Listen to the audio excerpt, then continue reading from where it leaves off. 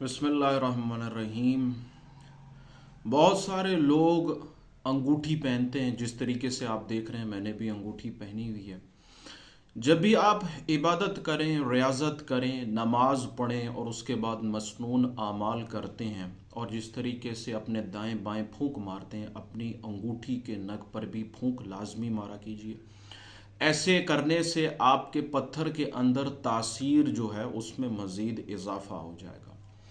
दूसरी एक बात यह है कि अंगूठी के हवाले से बहुत सारी हिदायत मैंने अपनी वीडियो में शेयर की थी। अगर आपने वो वीडियो अभी तक नहीं देखी है, उसको लाजमी देखिए।